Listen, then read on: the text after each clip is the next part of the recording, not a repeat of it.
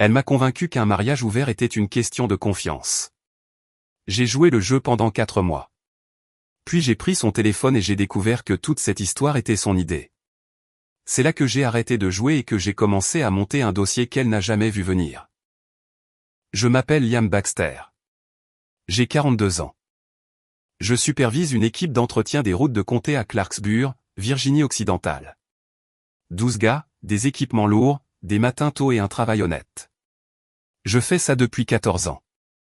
Je ne suis pas un homme compliqué. Je me lève avant le soleil. Je fais mon travail. Je rentre à la maison.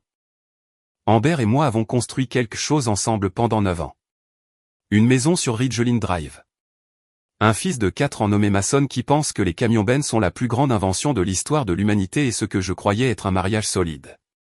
Amber a 37 ans. Elle gère le service de facturation d'une entreprise de fourniture médicale de taille moyenne en centre-ville. Intelligente, organisée, motivée, toutes les choses que j'admirais chez elle quand nous nous sommes rencontrés. Mais quelque part entre le 2e anniversaire de Mason et le printemps dernier, quelque chose a changé en elle. Elle a commencé à parler de développement personnel, puis de se sentir confinée. Puis un samedi matin d'avril, autour d'un café à notre propre table de cuisine, elle a suggéré un mariage ouvert. Je n'ai pas dit oui immédiatement. Je tiens à le préciser. Nous en avons parlé pendant 3 semaines. Elle a rendu la chose raisonnable, presque clinique. Nous nous aimons. Cela ne change rien. Nous avons juste besoin de règles. Et les règles, disait-elle, étaient tout. Honnêteté totale, pas de secret, pas d'attachements émotionnels. Elle m'a regardé droit dans les yeux et a juré qu'elle n'avait encore rien fait, que c'était juste ce dont elle avait besoin pour l'avenir. J'aurais dû partir par la porte à ce moment-là. Au lieu de cela, j'ai accepté. Je me suis dit que j'étais mature, ouvert d'esprit, le genre d'homme qui ne laissait pas l'insécurité dicter ses décisions. La vérité était plus simple et plus laide que cela. J'étais terrifié à l'idée de la perdre. Alors, j'ai joué le jeu.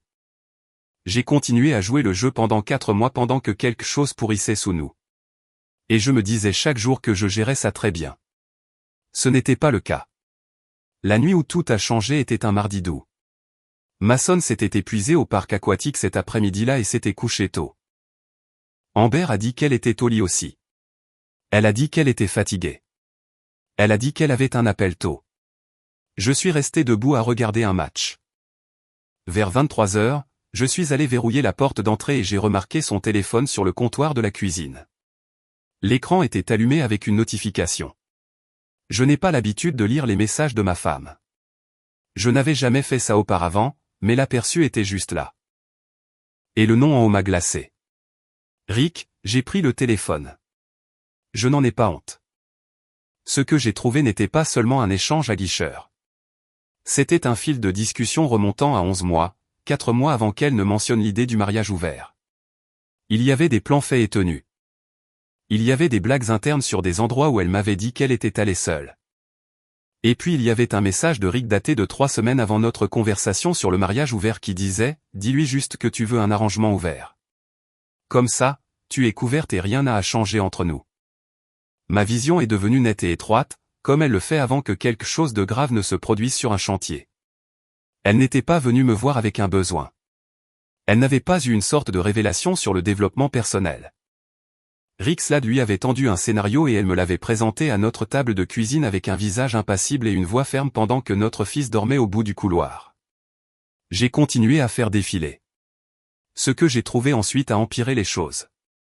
Dans le même fil de discussion, sur plusieurs semaines, Amber avait partagé des détails sur nos finances, les soldes de nos comptes, ce que je gagnais, combien nous avions en épargne. Elle avait tapé cela avec désinvolture comme si elle lisait une liste de courses. Liam a environ 42 000 dans son compte personnel.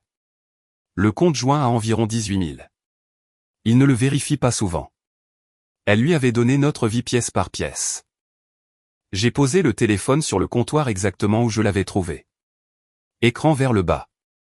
Je me suis tenu dans ma propre cuisine dans le noir et j'ai respiré lentement jusqu'à ce que le bruit dans ma tête se calme suffisamment pour penser. Mason dormait au bout du couloir.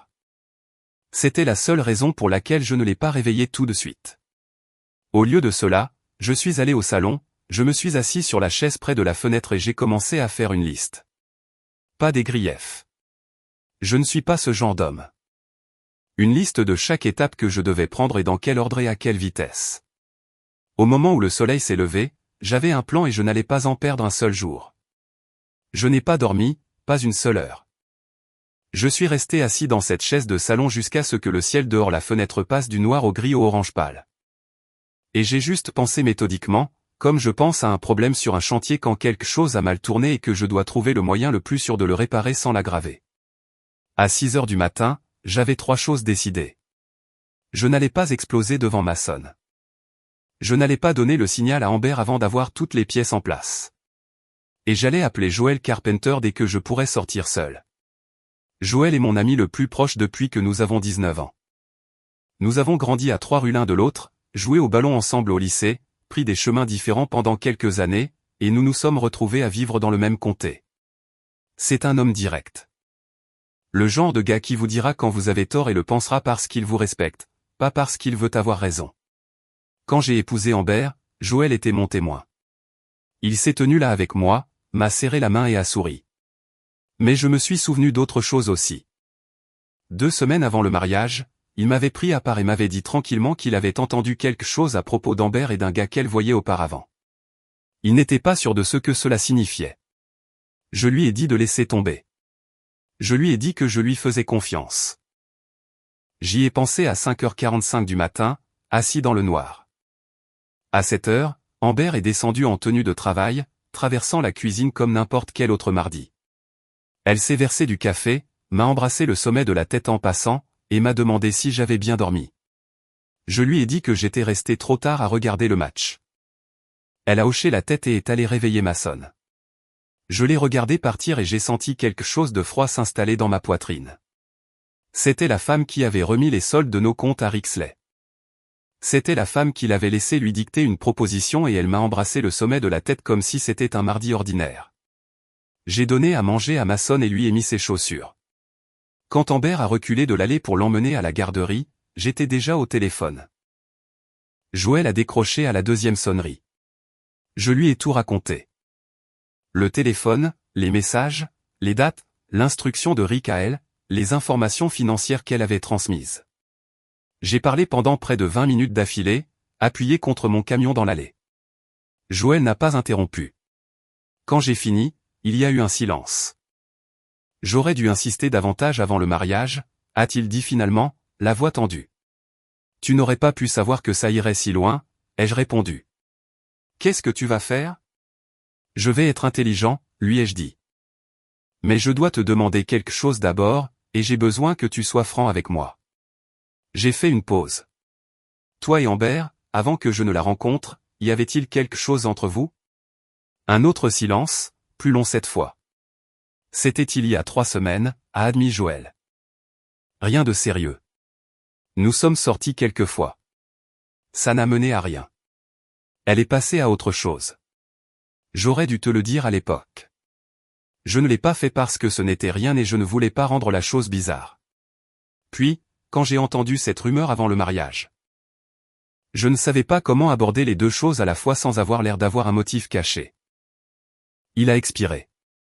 Je suis désolé, Liam. Je le suis vraiment. J'ai réfléchi à cela. 9 ans que je connaissais cet homme comme mon meilleur ami. Il a gardé quelque chose de petit et l'a laissé de côté. Je n'ai pas aimé ça, mais je l'ai compris et je l'ai cru. Nous sommes quittes, ai-je dit. Mais j'ai besoin de toi maintenant. Dis-moi ce dont tu as besoin, a répondu Joel sans hésitation. J'avais besoin d'un endroit où atterrir si je devais bouger rapidement. Et j'avais besoin de quelqu'un qui puisse m'aider à penser clairement quand ma propre tête devenait trop bruyante. Joel a offert les 2 avant même que je n'ai fini de demander. Cet après-midi-là, pendant que mon équipe terminait un tronçon de réfection sur la route de Comté Neuf, j'ai passé 2 autres appels. Le premier à un avocat en droit de la famille nommé Douglas. J'avais eu son nom d'un gars de mon équipe dont le frère l'avait utilisé dans un litige de garde. L'assistante de Haï m'a casé pour une consultation le jeudi matin. Le deuxième appel était à ma banque. Je n'ai pas encore déplacé d'argent. Haï avait dit à l'assistante de me dire de ne rien toucher avant que nous ne parlions, mais j'ai demandé spécifiquement comment séparer l'accès au compte joint et à quoi ressemblait ce processus. Au moment où je suis rentré dans mon allée ce soir-là, Amber était à l'intérieur en train de préparer le dîner. Mason faisait rouler des camions sur le sol de la cuisine et rien ne semblait différent de l'extérieur. Mais j'étais différent. L'homme qui s'était assis en face d'elle en avril et avait accepté son mariage ouvert parce qu'il avait peur. Cet homme était parti. Ce qui restait était quelqu'un qui avait passé une nuit entière avec la vérité et en était sorti clair et froid. Elle a posé une assiette devant moi et a demandé comment s'était passée ma journée. Je lui ai dit que ça allait. Je l'ai regardée sourire et elle s'est retournée vers la cuisinière. Elle n'avait aucune idée que le sol avait déjà bougé sous ses pieds. Jeudi matin, j'étais assis en face de Doug Lai dans un petit bureau au 2e étage d'un immeuble de Pike Street. Il avait une 50aine d'années, les tempes grises, avec un calme mesuré qui me disait qu'il avait entendu toutes les sortes de mauvaises nouvelles qu'un mariage pouvait produire. J'ai tout exposé, les messages, la chronologie, le coaching de Rick, les données financières qu'Amber avait transmises. J'ai parlé pendant près de 30 minutes d'affilée. Il a pris des notes et n'a pas interrompu. Quand j'ai eu fini, il s'est penché en arrière et a croisé les mains. La divulgation financière à un tiers est importante, a-t-il dit. Selon ce qu'elle a partagé et comment cela a été utilisé, cela pourrait influencer le partage des biens. Je veux que vous fassiez des captures d'écran et que vous conserviez chaque message que vous avez vu avant qu'elle n'ait la moindre indication que vous avez fouillé dans son téléphone. Je lui ai dit que je l'avais déjà fait le lendemain matin. Envoyer des copies à un compte email privé qu'Amber ne connaissait pas, il a hoché la tête comme si c'était exactement la bonne réponse. Il m'a expliqué clairement et sans détour la situation de la garde. Les tribunaux de Virginie occidentale partent d'une présomption de coparentalité. Mais il a dit que si Amber cherchait à restreindre mon temps avec Mason avant que nous ne déposions une demande, je devais répondre par écrit à chaque fois. Documenter chaque visite refusée, noter chaque date et chaque heure. Il m'a également dit d'ouvrir un nouveau compte courant individuel le jour même et d'y virer mon prochain salaire. Non pas pour cacher des biens, mais pour établir une séparation avant qu'elle n'ait la chance de vider ce que nous avions construit ensemble. J'ai fait les deux avant midi. Le nouveau compte a pris 11 minutes à l'agence de Jefferson Avenue. Je me suis assis dans le parking après et j'ai ressenti la première chose solide que j'avais ressentie depuis des jours. Une fondation sous mes pieds à nouveau, même si ce n'était qu'un compte bancaire. Ce soir-là, Joël est venu. Amber était à un dîner de travail, ou du moins c'est ce qu'elle a dit, et Mason était couché pour la nuit. Joël s'est assis à ma table de cuisine avec une bière qu'il a à peine touchée et je lui ai expliqué la situation légale. Il a écouté attentivement, mais à mi-parcours, il a posé la bouteille et m'a regardé droit dans les yeux. J'ai quelque chose sur le cœur depuis que nous avons parlé l'autre jour, a-t-il dit. Et je ne vais plus le garder. J'ai attendu. Quand Amber et moi avons arrêté de nous voir, avant que tu ne la rencontres, ce n'était pas mutuel. J'ai mis fin à la relation. Elle ne l'a pas pris comme je m'y attendais. Elle est devenue silencieuse. Pas dramatique, mais je pouvais dire que quelque chose n'allait pas. Il a fait une pause, tournant lentement la bouteille dans ses mains. Puis, environ 3 ans après ton mariage, elle m'a appelé de nulle part, tard un soir de semaine, disant qu'elle regrettait de ne plus me parler. Qu'elle avait l'impression de ne plus pouvoir être elle-même. J'ai coupé court immédiatement.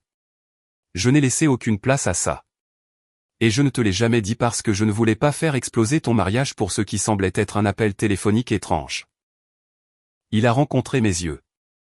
Je te le dis maintenant parce que tu mérites de connaître toute l'histoire, pas seulement les parties que je peux admettre facilement. Je suis resté assis avec ça un long moment. La cuisine était silencieuse, à part le bourdonnement du réfrigérateur. 3 ans après notre mariage, Mason n'était même pas encore né. Elle avait fait un détour par Joël quand quelque chose dans notre vie lui semblait insuffisant. Pas avec Rick Slade, pas avec un étranger, mais avec l'homme en qui elle savait que je faisais le plus confiance au monde. Cela m'a dit quelque chose sur la façon dont elle fonctionnait. Ce n'était pas impulsif. C'était calculé. J'apprécie que tu me le dises, ai-je dit.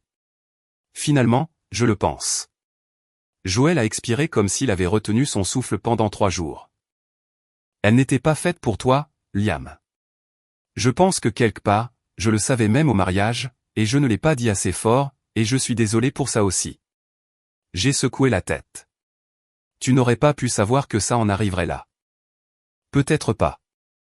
Mais j'aurais dû être plus franc avec toi il y a longtemps. Nous n'avons pas beaucoup parlé après ça. Nous sommes restés assis dans le silence de la cuisine. Deux hommes d'une quarantaine d'années, de l'autre côté de quelque chose qui ne pouvait être défait. Et j'ai senti quelque chose se clarifier en moi. Comme une route qui s'aplanit après un long et difficile tronçon. Pas de colère, pas de chagrin, juste une certitude froide et nette sur ce qui allait suivre. Avant que Joël ne parte, il m'a serré l'épaule à la porte. Tu as besoin d'un endroit pour toi et Mason. N'importe quelle nuit, n'importe quelle raison, ma porte est ouverte. Tu le sais. Je ne le savais pas. Et le savoir a rendu les prochaines étapes moins comme une chute et plus comme une marche en avant sur un terrain solide. C'est la paralégale de Haï qui l'a signalé en premier. Une femme nommée Carol Pitts qui s'occupait des découvertes financières pour le cabinet et avait la concentration nette et impartiale de quelqu'un qui avait passé des années à suivre les pistes papier à travers les pires décisions des autres. J'avais remis 3 mois de relevé bancaire à la demande de Haï et Carol m'a appelé un mercredi après-midi avec une question qui m'a redressé le dos avant qu'elle ne finisse la phrase. Monsieur Baxter, êtes-vous au courant d'un compte d'épargne à la Tri-County Federal Credit Union au nom de Mason? Je ne l'étais pas.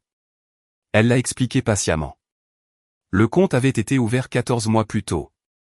Le même mois, les messages de Rick et Amber ont commencé. Des dépôts arrivaient à intervalles réguliers, allant de $300 à $500 à la fois. Le solde actuellement sur le compte était d'un peu plus de $7 000. Le compte était répertorié comme un compte d'épargne tutélaire au nom de Mason, mais Amber était la seule gestionnaire autorisée. Le nom de mon fils de 4 ans, sur un compte secret, financé avec de l'argent, discrètement retiré de la vie que nous étions censés construire ensemble. Je me suis rendu au bureau de Haï le même après-midi. Il était déjà au courant. Il m'a dit que la dissimulation intentionnelle d'actifs avant le divorce, en particulier en utilisant le nom d'un enfant comme couverture, était exactement le genre de choses qui influençait les juges lors des procédures de partage des biens. Cela suggérait une préparation délibérée, un plan élaboré bien avant toute conversation sur la séparation. Il allait assigner l'historique complet du compte et le présenter comme faisant partie du tableau financier. Sur le chemin du retour, je me suis arrêté à l'épicerie et j'ai acheté à Mason une boîte de biscuits animaux qu'il réclamait toute la semaine. Debout dans le rayon des céréales, tenant cette boîte jaune, j'ai senti quelque chose traverser ma poitrine qui n'était pas de la colère et n'était pas du chagrin. C'était plus proche du cousin plus silencieux du chagrin, celui qui ne fait pas de bruit, qui s'installe et reste. Ce soir-là, Amber a mentionné qu'elle avait des projets pour vendredi soir, un événement de travail, a-t-elle dit, déjà en train de regarder son téléphone pendant qu'elle remuait son café. J'ai hoché la tête et lui ai dit que c'était bien, que j'emmènerais Mason chez Joël. Elle a souri et a dit, super. Et puis elle est passée à autre chose, demandant si nous avions besoin de plus de lessive. Je l'ai regardé se déplacer le reste de la soirée, chargeant le lave-vaisselle, pliant une pile de vêtements, lisant à Mason son histoire du soir avec cette voix chaleureuse et patiente qu'elle utilisait avec lui. Elle était douée pour les choses normales.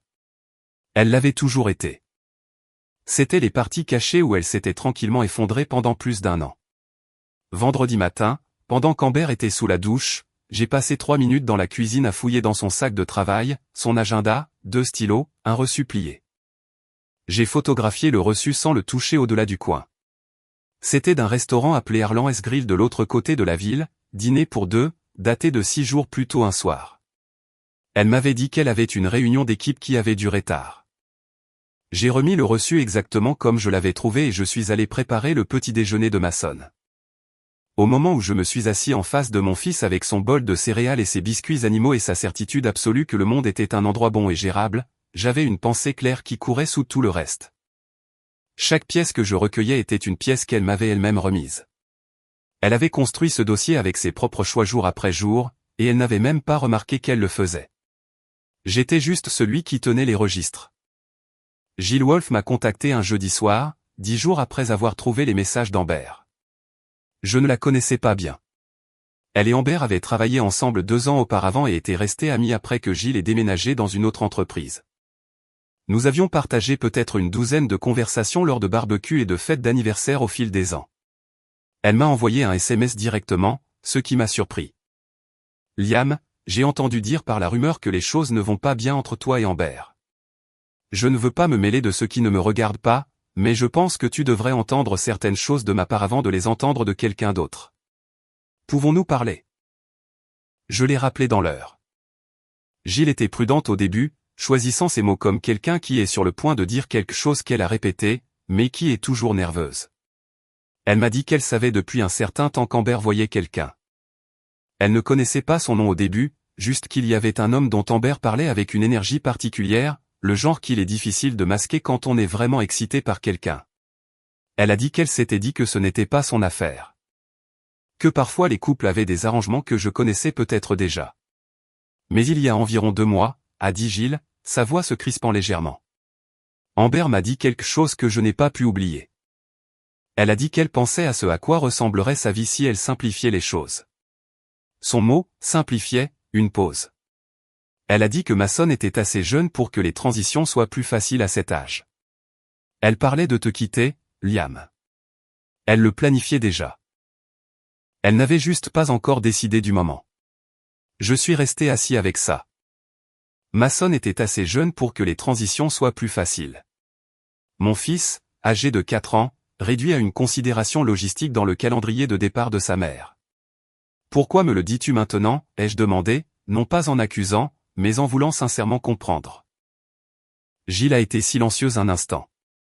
Puis elle a dit simplement, parce que ce n'est pas la personne que je pensais qu'elle était, et tu es un bon père. Mason mérite que tu te battes pour lui à pleine force. Et tu ne peux pas faire ça si tu ne sais pas à quoi tu as affaire. Je l'ai remercié et nous avons parlé encore 20 minutes. Elle a confirmé le nom de famille de Rick Slade, a confirmé qu'il travaillait dans la même entreprise qu'Amber, et m'a dit qu'elle les avait vus ensemble 2 fois dans un bar de Clem Street les soirs où Amber lui avait dit qu'elle était sortie avec sa sœur. Gilles ne savait rien des informations financières qu'Amber avait transmises à Rick. Quand je lui ai dit, le silence à l'autre bout du fil a été long et lourd. Elle lui a donné les soldes de vos comptes. Gilles a dit finalement en détail. Sur plusieurs semaines, ai-je répondu. Un autre silence. Puis, je suis désolé, Liam. Je suis sincèrement désolé de ne pas avoir dit quelque chose plus tôt. Après avoir raccroché, je me suis assis sur le porche arrière de Joël. J'étais chez lui depuis 5 jours à ce moment-là, et j'ai regardé le jardin dans le noir. Gilles m'avait donné quelque chose de précieux, un témoin extérieur au cercle immédiat, quelqu'un sans intérêt personnel dans le résultat, qui pouvait corroborer la chronologie. J'ai transmis ses coordonnées à Douglas le lendemain matin avec un résumé de ce qu'elle m'avait dit. Ce sur quoi je ne me suis pas attardé, c'est l'autre chose sous l'appel de Gilles. La chose qu'elle n'avait pas dite ouvertement, mais qui était là dans chaque mot soigneux qu'elle avait choisi. Elle ne transmettait pas seulement des informations comme un acte de devoir civique. Il y avait eu quelque chose de plus chaleureux que cela dans sa voix, quelque chose qui la rendait suffisamment mal à l'aise pour répéter ce qu'elle allait dire avant d'appeler. Je l'ai remarqué. Je l'ai rangé. Et j'ai gardé toute mon attention exactement où elle devait être sur Mason, sur le dossier, et sur les étapes encore à venir. Certaines choses pouvaient attendre. J'ai déposé ma demande un lundi matin. Aya a soumis la demande de divorce et la motion simultanée de garde principale temporaire de Mason à 9h15. À midi, Amber avait été signifiée à son bureau. Je connais l'heure exacte car l'huissier de Aya a envoyé un SMS de confirmation et j'étais assis dans mon camion devant un chantier de réfection sur la route de Comté 14 quand il est arrivé. J'ai fixé l'écran un instant, puis j'ai mis le téléphone dans ma poche et je suis retourné au travail. Elle m'a appelé 4 fois entre midi et 14h. J'ai laissé les 4 appels passer en boîte vocale. Ce soir-là, je suis allé chercher Mason à la garderie comme d'habitude. Quand je suis entré dans mon allée pour prendre ses affaires, la voiture d'Amber était déjà là. Je m'y attendais. Je suis entré par la porte d'entrée et elle se tenait dans le salon, toujours dans ses vêtements de travail, les papiers du divorce à la main, son visage affichant quelque chose de compliqué qui oscillait entre la colère et quelque chose de plus proche d'un véritable choc. Comme si elle n'avait vraiment pas cru que je le ferais.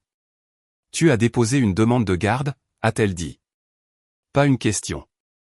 Sa voix était plate et dépouillée. J'ai déposé une demande de divorce et de garde principale temporaire, ai-je répondu, posant mes clés sur la table. Oui, elle m'a regardé fixement. Tu n'as même pas essayé de me parler d'abord. J'ai trouvé tes messages il y a 3 semaines. Amber, j'ai gardé ma voix calme, et même si je te parlais tous les jours depuis lors, rien de tout cela n'était réel. Tu veux considérer cela comme une conversation ? Vas-y. Sa mâchoire s'est serrée. Ça va être moche. Ça va être honnête, ai-je répondu. C'est différent. Elle a posé les papiers sur la table basse et a croisé les bras. Je ne vais pas juste te donner ma sonne, Liam. C'est mon fils aussi. Je sais qu'il l'est. Et le tribunal va décider ce qui est le mieux pour lui en fonction de l'ensemble du tableau, y compris le compte que tu as ouvert en son nom il y a 14 mois sans me le dire.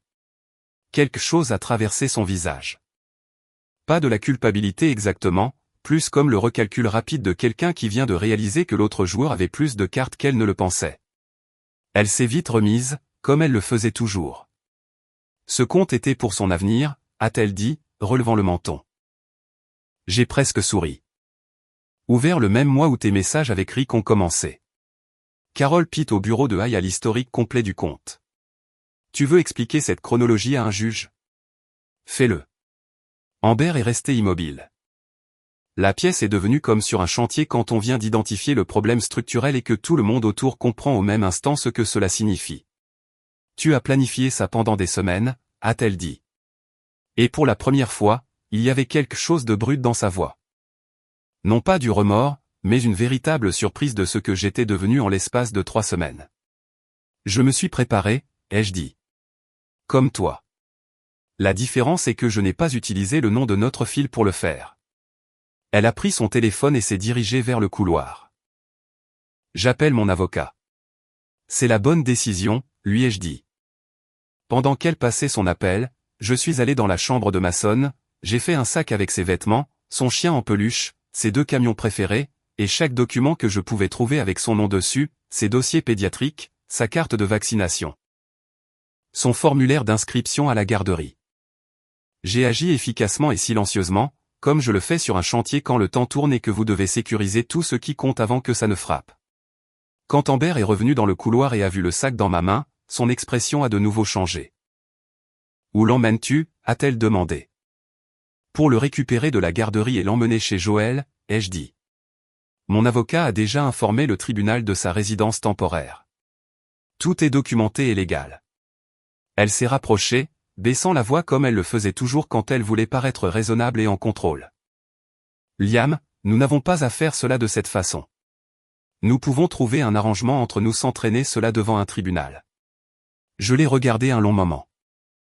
La femme que j'avais épousée, la femme qui s'était assise en face de moi à notre table de cuisine et m'avait dit que l'honnêteté serait le fondement de tout alors qu'elle était déjà 3 mois à me mentir au visage. Nous avons essayé ta méthode, ai-je dit tranquillement. Maintenant, nous essayons la mienne.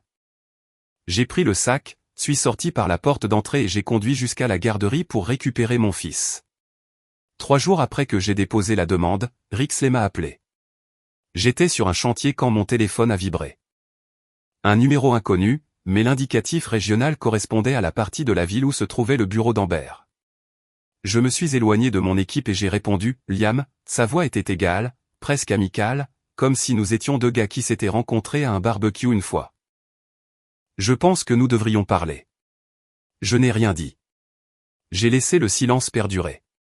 Il l'a rempli. Écoute, je sais que toute cette situation est devenue compliquée. Ce n'était l'intention de personne.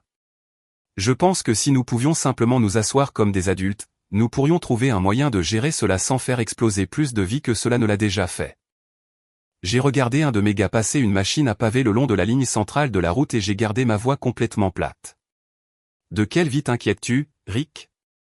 Une courte pause. Ma femme n'est au courant de rien de tout cela. Voilà. C'était tout l'appel téléphonique distillé en une phrase. Rick Slade n'appelait pas pour faire la paix.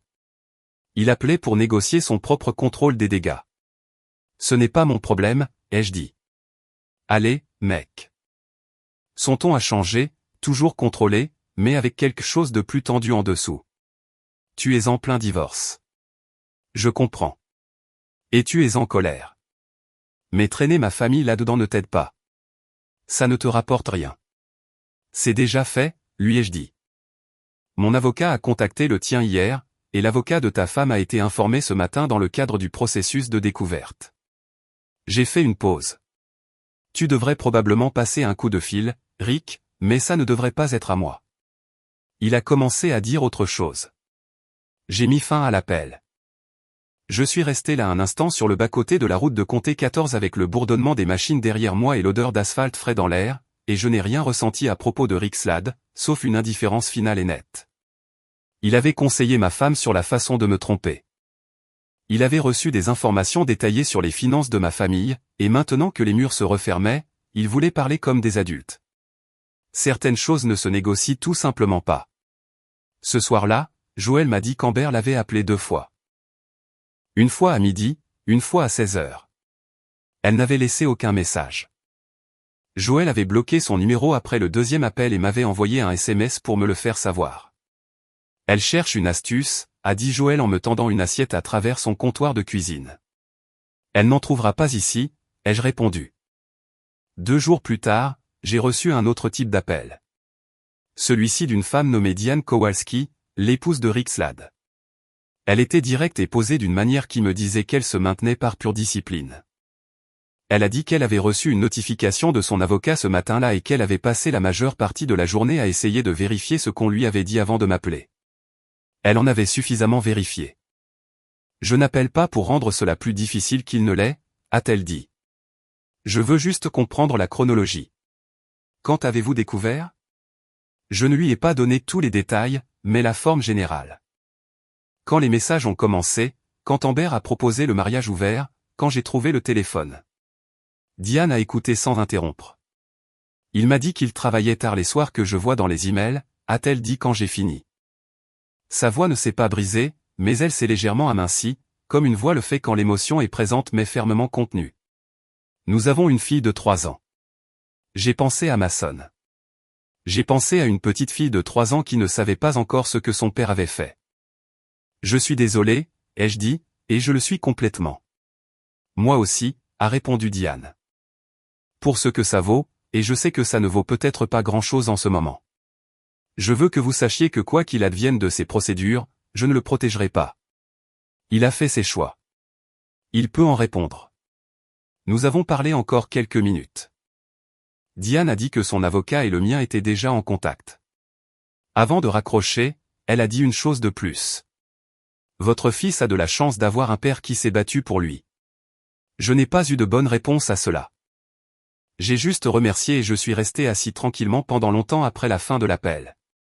Le lendemain matin, je suis allé tôt à la garderie de Mason et j'ai signé un nouveau formulaire de contact d'urgence. Joël était le principal remplaçant. L'appel de Diane était encore frais dans mon esprit. La directrice de la garderie, une femme nommée Pat, m'a gentiment pris à part et m'a demandé si tout allait bien à la maison. Je lui ai dit que les parents de Mason se séparaient et que je voulais m'assurer que les protocoles de communication étaient clairs quant à qui pouvait et ne pouvait pas le récupérer. Pat a hoché la tête et a mis à jour le dossier sur le champ. Pas de drame, pas de questions au-delà de ce qui était nécessaire.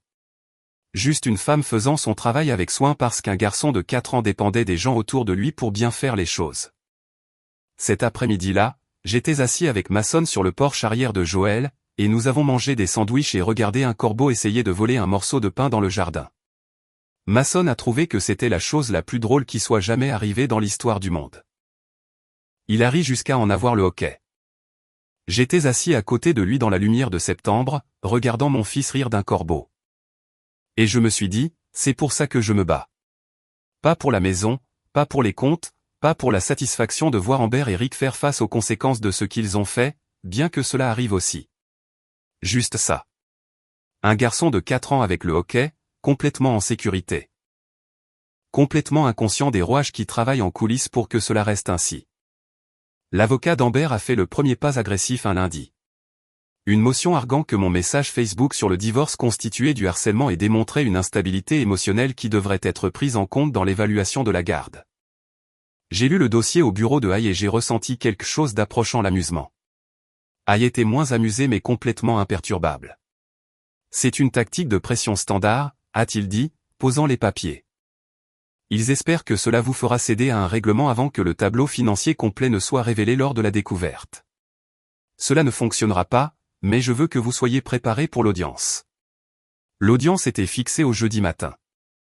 J'ai mis mes vêtements de travail, pas un costume, pas un déguisement, parce que j'étais un superviseur d'équipe d'entretien des routes de comté et que c'était la vérité honnête de qui j'étais. Il m'avait conseillé de ne rien faire. Juste de répondre aux questions directement et de laisser le dossier parler. L'avocate d'Amber était une femme vive nommée Karen Rhodes qui se déplaçait dans la salle d'audience avec une précision confiante.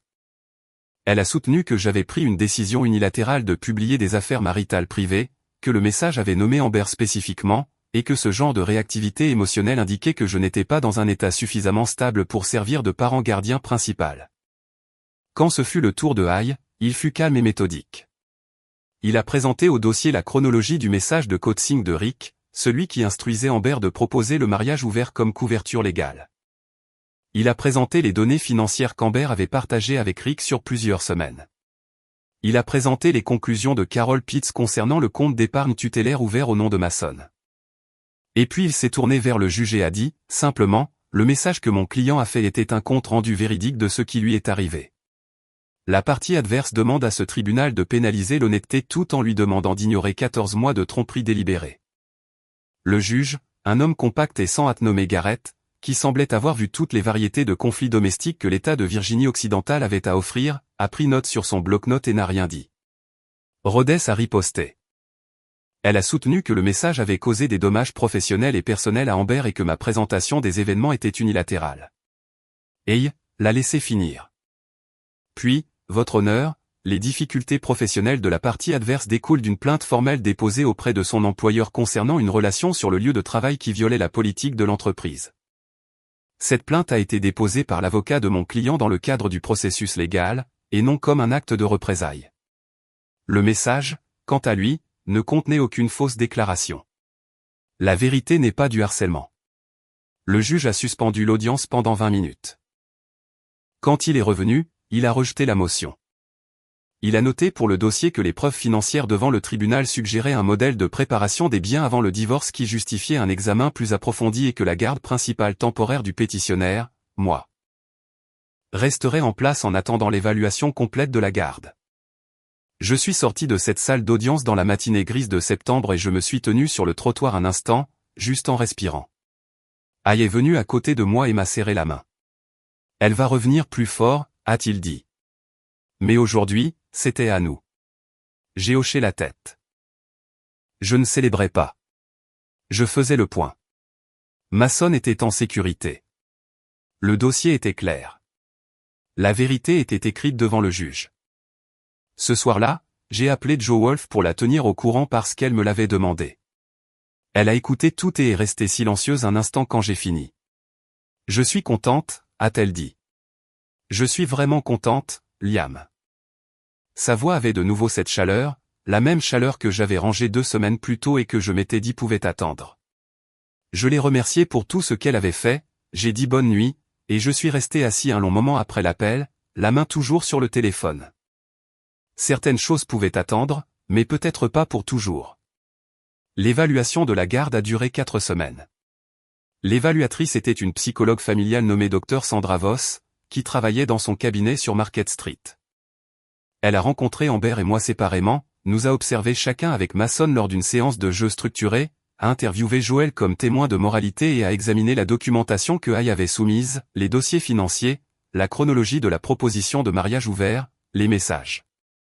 Elle était précise, posée et ne laissait rien transparaître pendant le processus. J'ai respecté cela. Ma séance avec Mason a eu lieu un mardi matin. J'ai apporté ses camions préférés et son chien en peluche et nous nous sommes assis sur le sol d'une salle de jeu neutre pendant que la docteure Voss observait de l'autre côté de la pièce, prenant des notes sans intervenir. Mason a construit une route avec des blocs de mousse, m'a naturellement assigné le rôle de l'équipe de construction et a narré toute l'opération avec l'autorité d'un enfant de 4 ans qui avait grandi en regardant son père gérer des chantiers. J'ai suivi ses instructions à la lettre. Quand il a décidé que la route avait besoin d'un pont, nous avons construit un pont. À un moment donné, il m'a regardé avec un sérieux complet et a dit, « Papa, tu seras à mon anniversaire ?» J'ai gardé ma voix calme. « Je ne le manquerai pour rien au monde, mon grand. » Il a hoché la tête comme si cela réglait la question et est retourné à la route. Ce moment m'a coûté plus que tout le reste du processus. Pas les dépôts légaux, pas les divulgations financières, pas l'audience du tribunal, un garçon de 4 ans construisant une route en mousse et ayant besoin de savoir que son père serait là pour son anniversaire. J'ai porté cette question avec moi pendant des jours. Le rapport de l'évaluateur est tombé un vendredi. Aïe m'a appelé avant même que j'aie bu mon café. La recommandation était la garde physique principale pour moi avec des périodes de parentalité généreusement programmées pour Amber, alternant les week-ends, une nuit par semaine, et les vacances partagées. Les rapports citaient la routine établie de Mason sous ma garde, la stabilité de ma situation de vie, et dans un langage clinique prudent, des préoccupations concernant le jugement d'Amber et le degré auquel ses choix récents avaient perturbé la structure familiale. L'avocate d'Amber a déposé une contre-objection dans les 48 heures. Karen Rhodes a soutenu que le rapport n'avait pas suffisamment pris en compte le rôle d'Amber en tant que principale personne s'occupant de Mason pendant le mariage. Elle n'avait pas tort qu'Amber avait été présente et attentive. Je n'ai jamais contesté cela. Ce qu'elle ne pouvait pas contester, c'était la chronologie de 14 mois, le compte caché ou les messages de coaching. Ceci était maintenant dans le dossier, permanent et sans ambiguïté. La semaine avant l'audience finale, Amber m'a appelé directement. J'ai répondu parce que Aïe m'avait dit de documenter tout contact direct et parce qu'une partie de moi attendait cet appel depuis la nuit où j'étais parti de notre maison. Je veux parler, a-t-elle dit. Pas par l'intermédiaire d'avocat. Juste nous. J'écoute, ai-je répondu. Elle est restée silencieuse un instant. Et quand elle a parlé à nouveau, l'acrimonie avait disparu. Ce qui l'a remplacée était quelque chose que je n'avais pas entendu d'elle depuis longtemps. Quelque chose qui semblait presque sincère. Je sais que je ne peux pas défaire ce que j'ai fait. Je sais que tu ne vas pas me pardonner. Et je ne te le demande pas, mais Mason a besoin de nous deux, Liam. Quoi que je t'ai fait, il n'a rien fait. Il ne devrait pas perdre sa mère parce que j'ai fait de mauvais choix. Je me suis assis avec ça. C'était la chose la plus vraie qu'elle m'ait dite depuis plus d'1 an. Personne ne te retire à Mason, lui ai-je dit. Je n'ai jamais voulu ça. Ce que je voulais, c'était que tu sois honnête avec moi, et tu as choisi de ne pas l'être. Cela a des conséquences. Mais les conséquences sont entre toi et moi, pas entre Mason et sa mère. Elle a expiré. Une longue inspiration tremblante. L'offre de règlement que Aïe a envoyée, ai-je continué. C'est juste. Cela reflète la réalité financière, y compris le compte que tu as ouvert au nom de Mason, ce que le tribunal sait déjà. Signe-le. Arrête de rendre cela plus difficile qu'il ne doit l'être. Pour son bien. Un autre long silence, puis. D'accord, ce n'était que cela, un mot. Mais je savais à la façon dont elle l'avait dit qu'elle le pensait. Le règlement a été signé 8 jours plus tard. J'ai gardé la maison, achetée avant le mariage et documentée comme telle. Le compte joint a été partagé, la part d'Amber étant réduite proportionnellement pour tenir compte des fonds détournés. Le compte d'épargne tutélaire au nom de Mason a été entièrement transféré dans un fonds d'éducation supervisé par le tribunal, accessible uniquement lorsqu'il aura 18 ans. Amber a conservé sa voiture et ses économies personnelles. Rick Slade a été licencié de l'entreprise d'Amber 2 semaines après le dépôt de la plainte officielle. Les RH avaient examiné les registres de communication de l'entreprise et trouvé des preuves de la relation menée sur des appareils de travail pendant les heures de bureau. Son propre mariage n'a pas survécu à la divulgation non plus. Diane Kowalski a déposé une demande dans le mois, citant le même schéma de tromperie qu'elle avait confirmé lors de notre appel téléphonique. Amber a finalement quitté l'entreprise de fourniture médicale. J'ai appris par Gilles qu'elle avait pris un poste dans un plus petit cabinet de l'autre côté de la ville et qu'elle louait un appartement à environ 4 miles de la maison. Lors de son premier week-end programmé avec Mason, elle l'a ramené dimanche soir avec un nouvel ours en peluche et un air sur le visage qui oscillait entre le remords et l'épuisement particulier de quelqu'un qui a fini de payer une très grande dette et ne sait pas ce qui va suivre. Mason a couru vers moi à la porte. Papa. Maman m'a acheté un ours. Il s'appelle Camion. Non parfait, ai-je dit, et je le pensais. J'ai regardé Amber par-dessus sa tête. Elle a regardé en retour. Il n'y avait pas de mots pour ce moment qui n'aurait pas été trop ou trop peu. J'ai juste hoché la tête et elle a hoché la tête en retour et elle est partie avec sa voiture. 8 mois après la signature de l'accord, je me retrouvais sur le même tronçon de la County Road 14 où j'étais resté immobile quand Amber avait été signifié. Une section de route différente, une nouvelle affectation d'équipe, mais la même lumière plate d'octobre, la même odeur de diesel et de terre retournée. Le même rythme d'un travail qui a un début clair, un processus clair et un résultat final clair sur lequel on peut se tenir une fois terminé. J'ai toujours aimé cela dans ce travail. On peut voir ce qu'on a construit. On peut y rouler. Masson avait commencé la prématernelle cet automne-là. Il m'a informé le premier jour que sa classe avait un coin de bloc de construction qui, selon son évaluation professionnelle, manquait sérieusement de camions-bennes. Je lui ai dit que j'allais me renseigner. Sa maîtresse, une femme patiente nommée Madame Beckett, m'a envoyé une photo 3 jours plus tard d'un petit camion-benne jaune qui était apparu dans le coin des blocs. Non, pas seulement une photo. Cela résumait bien l'effet de Masson sur le monde. Un vendredi soir d'octobre, Gilles Wolfe et moi avons dîné dans un petit restaurant italien de Green Street. C'était la 3e fois que nous dînions, la 2e fois qu'elle conduisait. La première fois que l'un de nous avait reconnu à voix haute que c'était un rendez-vous, bien que nous le sachions tous les deux depuis un certain temps. Gilles était facile à vivre d'une manière où le vrai confort est facile, pas sans effort, pas sans son propre poids, mais authentique. Elle avait été au milieu de ma pire année et avait choisi la bonne chose la plus difficile plutôt que la plus facile ou la mauvaise. Cela signifiait quelque chose pour moi que je n'avais pas encore de manière claire d'articuler, mais je n'avais pas besoin de l'articuler ce soir-là. Nous avons mangé des pâtes et avons parlé de la diplomatie des camions-bennes de Masson et de son nouveau travail et d'un road trip qu'elle avait envisagé de faire. Et c'était bien. Simple et bon. En montant dans la voiture. Après, elle a tendu la main et a pris la mienne. Je l'ai laissé faire. Et nous sommes restés là un instant sur le parking dans l'air frais d'octobre. 2 personnes de l'autre côté de choses difficiles se tenant par la main sans compliquer les choses. J'ai pensé à ce que Joël avait dit cette première nuit à sa table de cuisine. Elle n'était pas faite pour toi. J'avais su qu'il avait raison. Même avant de l'admettre, ce que je n'avais pas encore su, c'est que la fin des mauvaises choses vous met parfois au même endroit que quelque chose qui vaut la peine d'être construit. Je ne suis pas un homme qui parle de sentiments comme les autres hommes. Je suis un homme qui se présente, fait le travail et construit des choses qui durent. Ce que je sais à 42 ans, avec un fils qui nomme ses ours en peluche d'après des véhicules de construction et un travail qui me laisse de la terre honnête sur les mains à la fin de chaque journée, c'est ceci. Une fondation est tout. On peut couler la structure la plus impressionnante du monde sur un terrain mouvant et elle finira par échouer à chaque fois. Sans exception, faites bien la fondation. Le reste suivra. J'ai serré la main de Gilles et elle a serré la mienne en retour et nous sommes rentrés à la maison dans l'obscurité d'octobre.